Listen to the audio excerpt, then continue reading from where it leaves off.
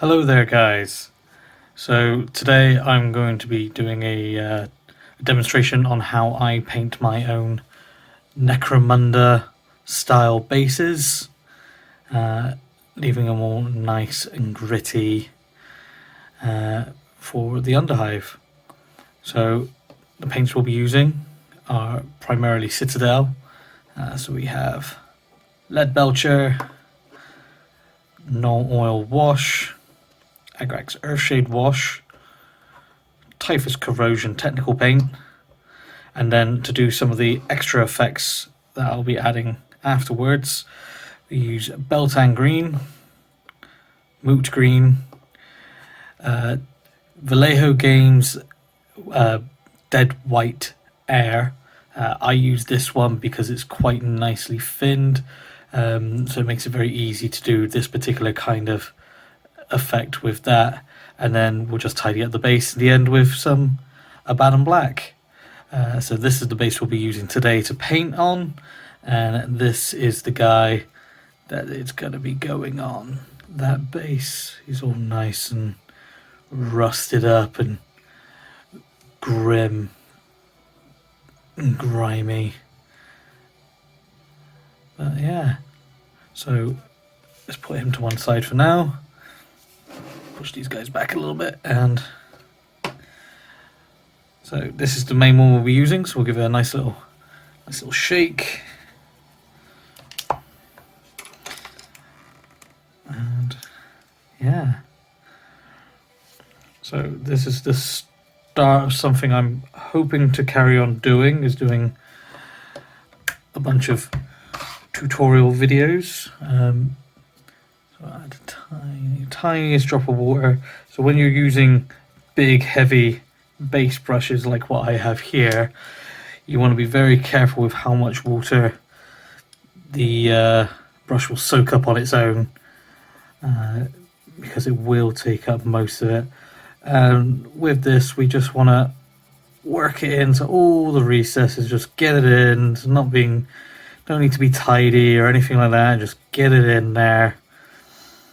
And we'll probably end up having to do 2 coats of this, but yeah, it will look nice and metally by the end of this. So that's 1 coat, so I have to leave that to dry for a second, just let that, and then we can do the next one.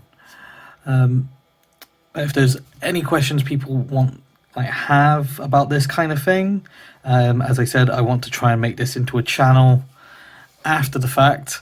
So yeah, just hit me up with a question, and I can possibly make a video on it.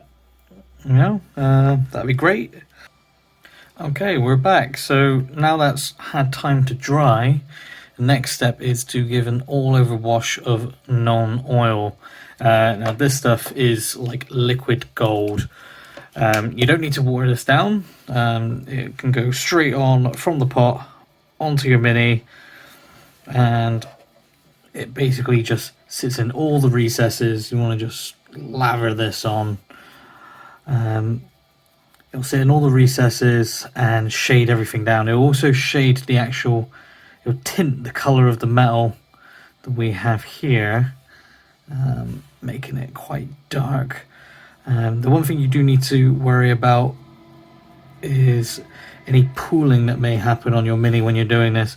Now, so if you see, like right there, it's getting quite thick, so you just want to pick that up with your brush and just move it along somewhere else.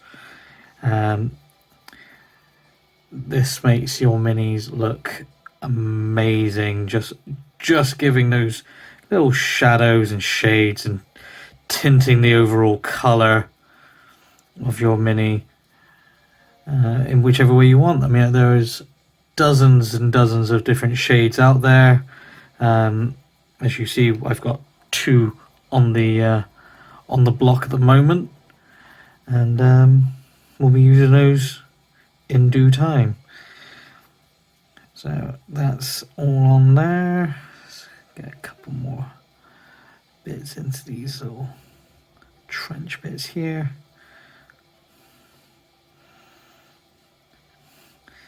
And yeah, I mean, like, with bases, it's pooling's not so much of an issue because it's nice and flat.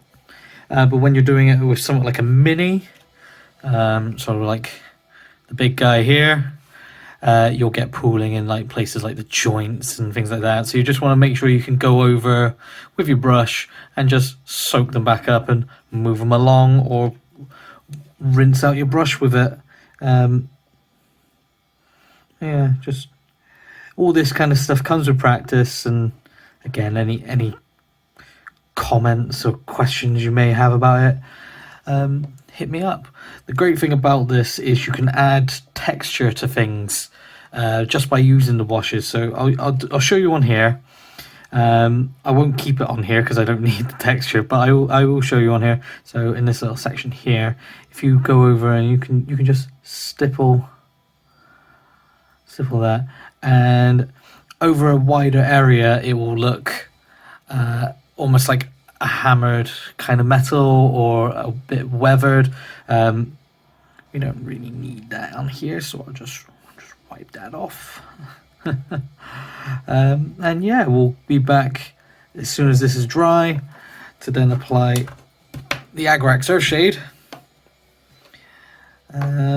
which will again change the color a bit, make it a bit more grimy for what we're looking for, and then we can hit it with the Tightest Corrosion, and that's when it all starts to really come together, when you've got that nice bit of grit in the paint.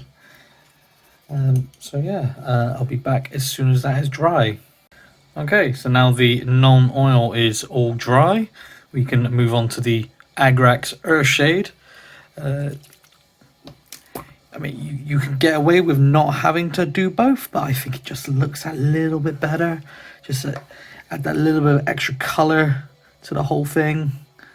And again, you just want to lather it on there, just get it all in there. And as you can see already, it changes it up so very much. And adds to the very grim, dark, industrial setting of which is Necromunda. And if you don't know what Necromunda is, I do suggest you give it a look in. It is a great little skirmish game done by Games Workshop, set in what is known as the Underhive, which are these gigantic, almost like anthill mounds, or termite mounds. Probably a better, termite mounds is probably a better way to describe them, where the rich people live at the top and everyone else lives below them in the manufactorums or the slums, and it is a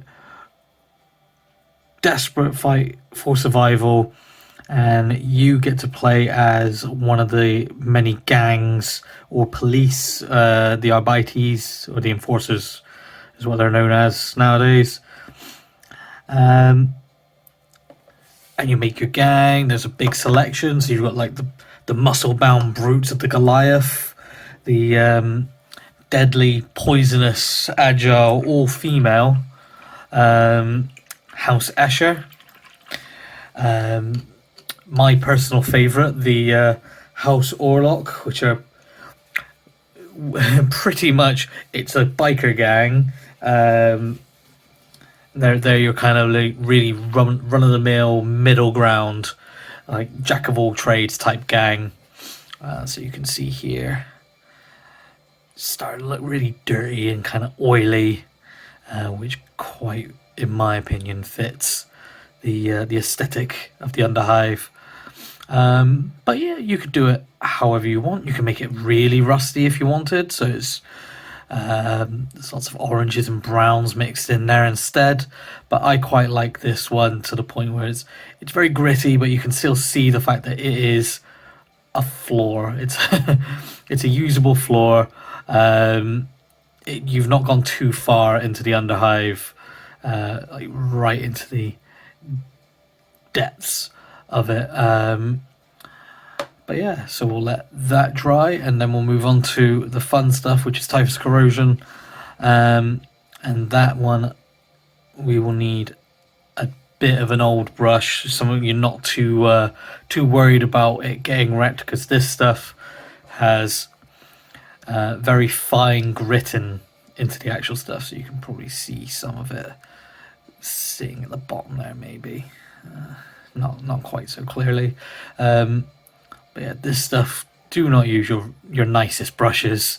It will just ruin them. It'll get all into the full, and that brush is dead then. So I'm going to dig out an old brush now, and we'll wait for that to dry, and we'll get on with this. So, okay, now we're back. That's all dry. We've got our cheap brush. This is just one of the starter brushes that Citadel were giving away with the what was the magazine called? Warhammer Conquest, like early last year. It's like cheapo brush, a dime a dozen. So I'm gonna give this a good shake to get that grit about, and then again, like the two shades beforehand, but slightly different. I'm going to work this all in there, but what I'm going to do, and what I like to do, is I like to rub off the vast majority of the stuff that sits on the top panels, because the grit wouldn't stay there. You know, these places get moved, like walked upon quite a lot, so you wouldn't get just the grit just sitting on top there. So we work it all in, get it all nice and in there, and once this is all done, you'll see the effect take shape as you're doing it. So a little bit more to get in there.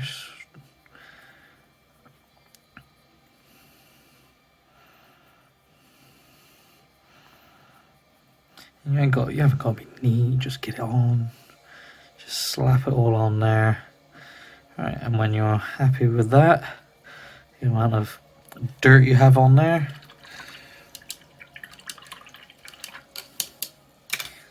get that closed, because the last thing you want is to lose that.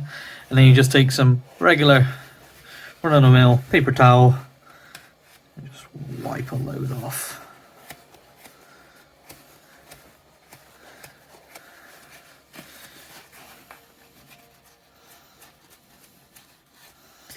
You don't want to wipe all of it off, you know, you can see the effect you're going for here.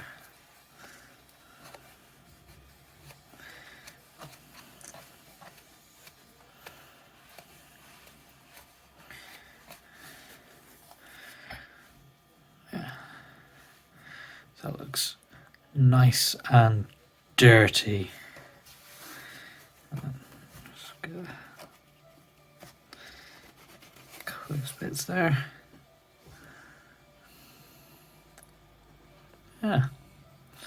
So that takes a fair minute to dry. Just because any more paint you're going to apply on top of that will reactivate the Tightest Corrosion mixture, and then you're going to start having that mix into your paint, and then it's going to start looking a little bit off. It won't be what you're aiming for.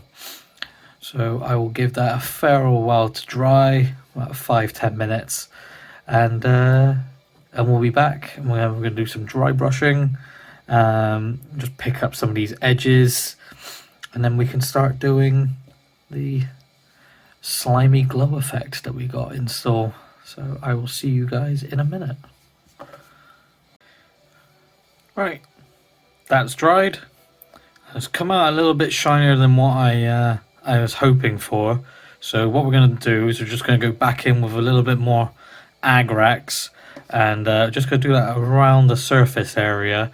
Not so much worrying about the recesses, it will happen anyway, but we want to try and bring this down a little bit more. As you can see, it's quite shiny, and yeah, we don't want it looking that clean. So we will get our shade brush again, and just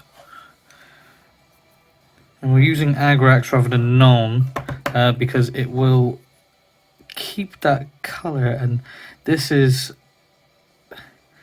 going to be more of a tactical kind of wash where we're not going whole hog, we're not going all over everything, we're just stippling it on, but we're not doing it erratically, we're just going to do it all over the surface. And that should bring it down a little bit more to where we want it.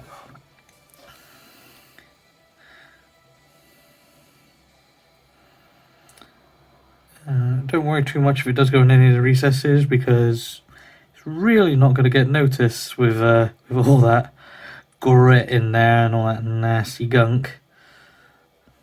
We're just trying to cover up any of those metal parts that are showing through. Because when we do our dry brush, we want that to be the shiniest colour. We don't want everything looking so shiny. So does unfortunately mean we need to let this dry as well, but this shouldn't take too long because we're not going so heavy-handed with it. Ooh. We almost had a Facebook post there where we spilt our wash.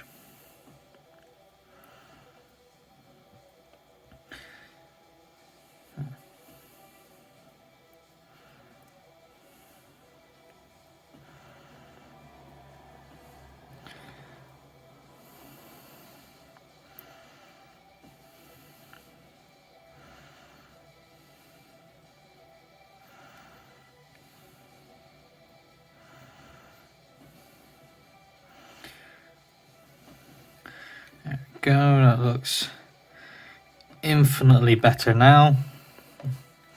Just chuck a little bit more in that section there.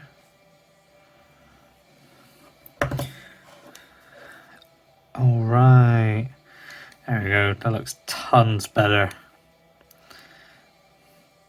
And yeah, we will let this dry, this won't take too long. And then we can go give this a nice dry brush with lead belcher. Alright, now that's all dry, let's get on with some dry brushing. So I'm going to use lead belcher again because it's a nice dull metal colour. We're going to need our paper towel again because we're going to do some dry brushing. Now dry brushing, if you didn't know what that is, you can get these nice dry brushing brushes from Army Painter. I quite like these. They're very useful for this.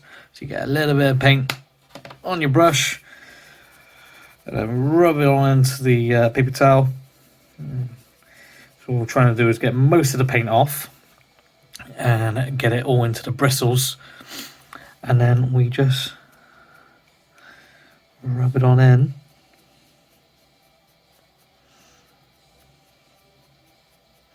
And this will just pick up all the edges.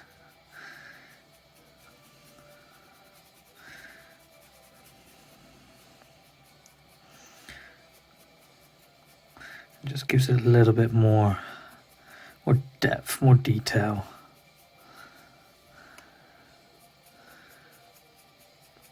The great thing with dry brushing is you can build it up over time. So you don't want to just go in with lots of paint all in one go. Because at that point you're just painting.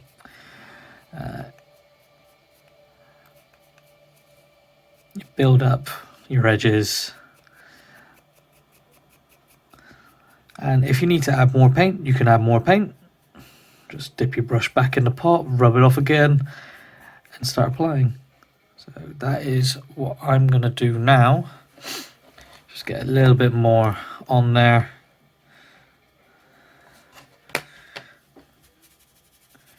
Roll it into the paper towel, and then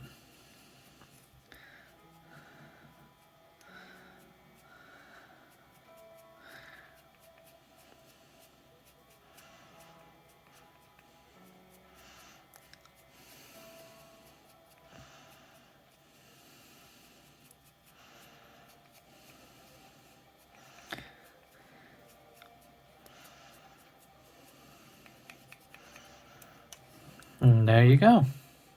Right. So let's quickly clean that off.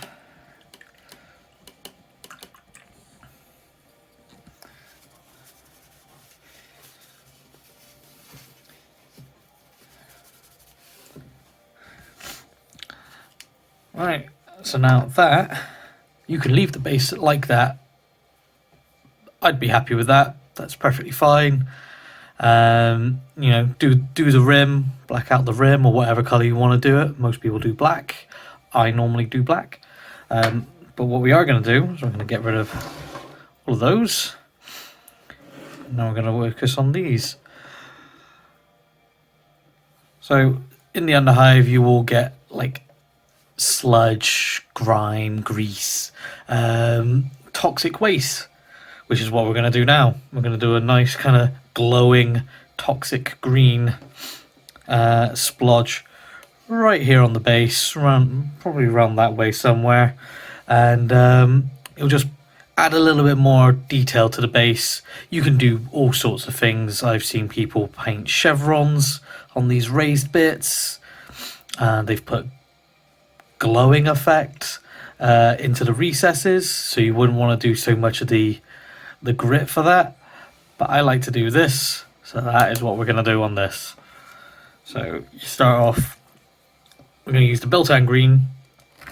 There we go. So we want our shade brush quickly.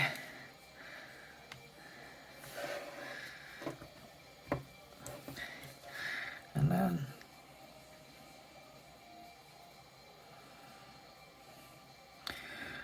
and all this is doing is just kind of adding a little bit of staining around the area of where we're going to put our sludge. So you can make it as big or as small as you want, but you don't need to cover the whole base.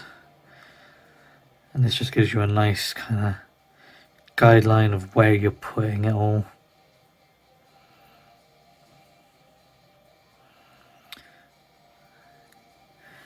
There we go, it should be nice and on there. Get rid of that pooling. Right. Don't need that anymore.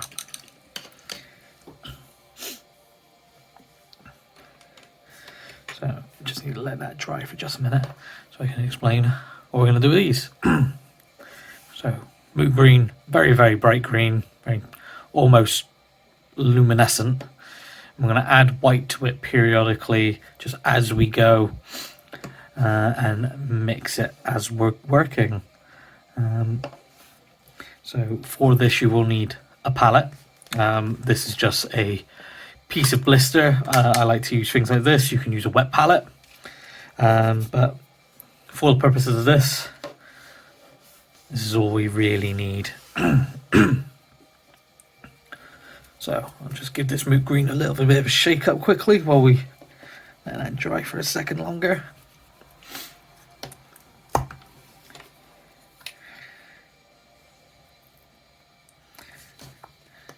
So get some moot green on there, get some water in that.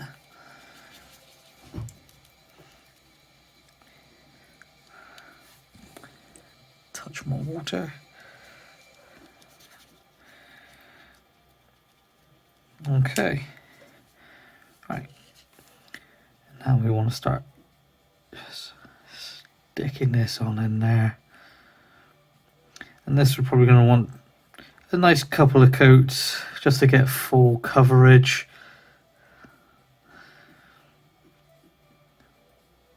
And you can put this wherever you like. We're just going to do a nice little blob right here.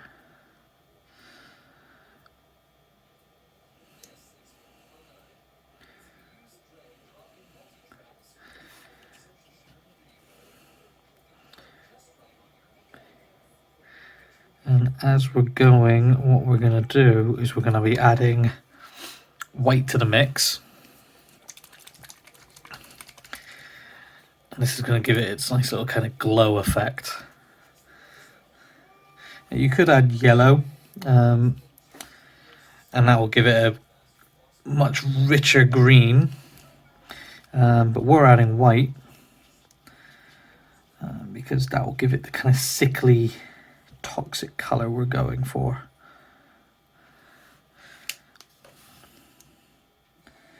And then with that, you're just working more into the center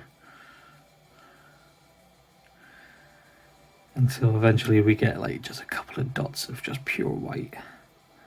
So now you can see it looks like a kind of pea green.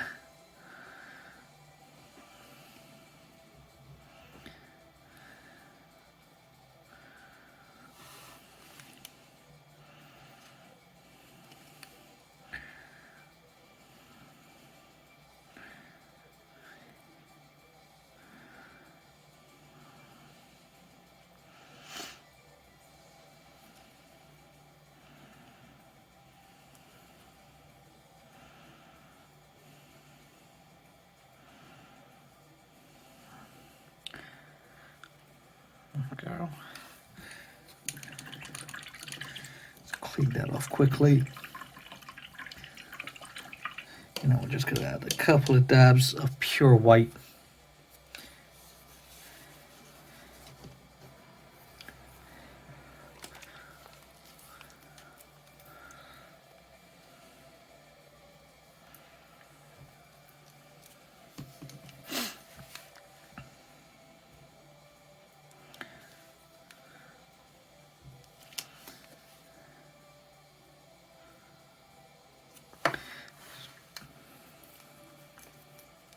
Try and get a bit more on there.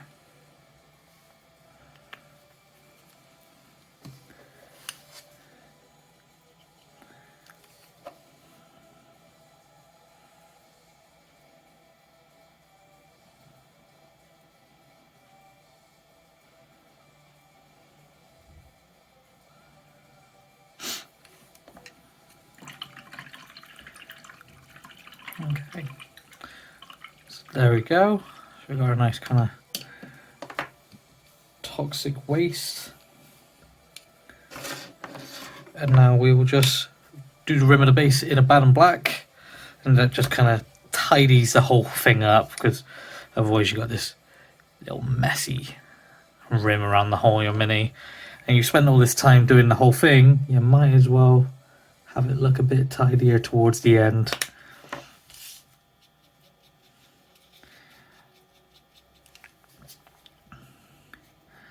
And I'm going to do this, and then when we come back we can look at the base, and then we can apply the mini to the base, and then it's done. So I will see you guys in just a minute. And there we go. So that is him now on his base, all done, ready to be running around the underhive causing havoc. As you can see, it looks so much tidier on the nice black rim. And the way we apply painted miniatures to painted bases is with super glue. And we don't use plastic glue, because plastic glue will just... how plastic glue works is it melts the plastic and welds the two together. Unfortunately with this, if it does that, it's just going to melt our painting, and if you get anywhere else that isn't where you want it to go, it's just going to look horrible when you've just made a mess. So we use super glue because it doesn't do that. And yeah, cool.